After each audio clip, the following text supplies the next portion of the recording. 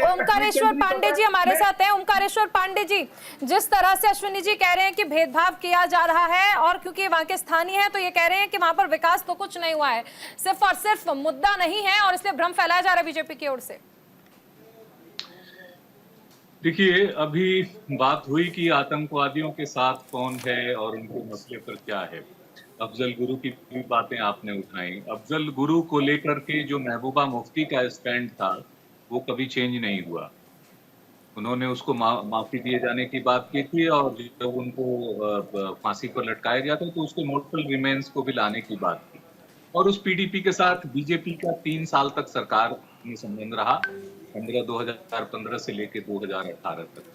अब जो उमर अब्दुल्ला आरोप लगा रहे हैं, उसमें एक आरोप यह भी है कि बीजेपी जो अपनी पार्टी है और जो दूसरी सेपरेटिस्ट ऑर्गेनाइजेशंस हैं, backed by Jamaate Islami and all, उसके थ्रू, निर्दलियों के थ्रू उनको जो है वो चुनाव लड़वा रहे हैं।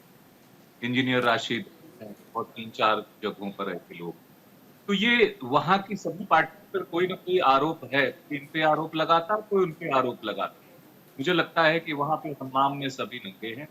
वहां पे डेमोक्रेटिक प्रोसेस वापस लौटा है, ये सबसे महत्वपूर्ण बात है कि आज वो चाहे बीजेपी हो या कांग्रेस हो या कोई अन्य दल हो, वो वहां चुनाव लड़ पा रहे हैं। ये सबसे पॉजिटिव चेंज जो जम्मू कश्मीर में हमें देखने को मिल रहा है वो है। अब विभिन्न मुद्दों पे, अलग-अलग मुद्दों पे, जैसे माननीय गृह मंत्री अमित शाह कह रहे हैं कि अगर ये लोग आए तो 370 हटाएंगे। अरे भाई, एक तो ये स्टेट भी नहीं है, यूटी का इलेक्शन हो रहा है, यूनियन टेरिटरी का। यूनियन टेरिटरी के इलेक्शन में कोई जीत भी गया तो उसको क्या 370 हटाने या वापस लाने का अधिकार है? तो इस मुद्दे पे तो बात ही करना बेकार। जब तक वो पार्लियामेंट में नहीं आते मेजॉरिटी में, तब तक उसकी बात होनी ही बेकार है। मुझे ऐसा लगता है कि सिर्फ इलेक्शन के समय ऐसे जो है इश्यूज उठाए जाते हैं जो आम जनता को थोड़ा-सा इमोशनली चार्ज करें। जैसा आपने पिछले लोकसभा चुनाव में भी देखा था कि हमने कई ऐसे मुद्दों को देखा और मुसलमान से लेके और मंगलसूत्र से लेके और कहाँ-कहाँ तक गुजरात पहुँच गए थे। वैसे ही जम्मू कश्मीर का चुनाव आया है। लेकिन जम्मू कश्मीर का चुनाव इस राष्ट्र के लिए बहुत महत्वपूर्ण चुनाव है।